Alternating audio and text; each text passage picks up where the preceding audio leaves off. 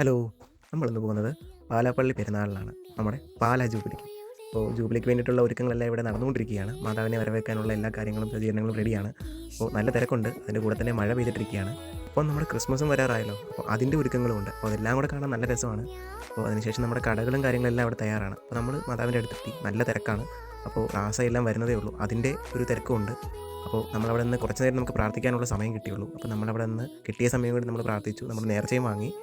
എന്നിട്ട് കുറച്ച് നേരം കൂടി ആ കാഴ്ചകളൊക്കെ ഒന്ന് കണ്ടു. എന്നിട്ട് നമ്മൾ പതിയെ അവിടുന്ന് പുറത്തേക്ക് ഇറങ്ങി. ഇവിടെ മുതൽ ഇനി അങ്ങോട്ട് തിരക്കോട് തിരക്കായിരിക്കും. കടകളും ആളുകളും വാഹനങ്ങളും എല്ലാം കൂടി. അപ്പോൾ ഞങ്ങൾ ചെറുതായിട്ട് സ്നാക്സ് ഒക്കെ കഴിക്കാമെന്ന് വിചാരിച്ചു. അപ്പോൾ ചെറിയൊരു സ്നാക്സ് ഒക്കെ കഴിച്ചു. പിന്നെ നമ്മൾ കയറുന്നത് അവിടുത്തെ പ്രധാനമായിട്ടുള്ള ഫുഡ് ഫെസ്റ്റിലേക്കാണ്. അവിടെ എൻട്രി ഫ്രീ അല്ല, നമ്മൾ 100 രൂപ വേണം ഒരാൾക്ക് ടിക്കറ്റ്.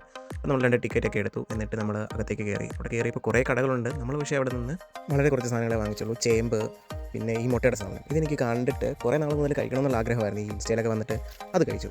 പിന്നെ അങ്ങനെ ഇരുന്നപ്പോഴാണ് അവിടെ ഗാനമേള നടക്കുന്നത്.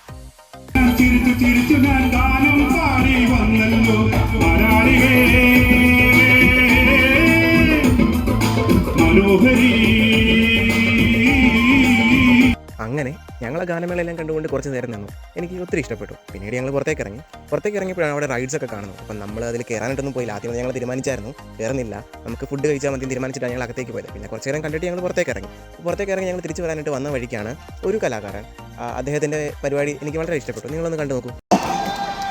ആട്ടുംപാലാണ് ഇത്, കോലാടിൻ്റെ പാലായിരിക്കും.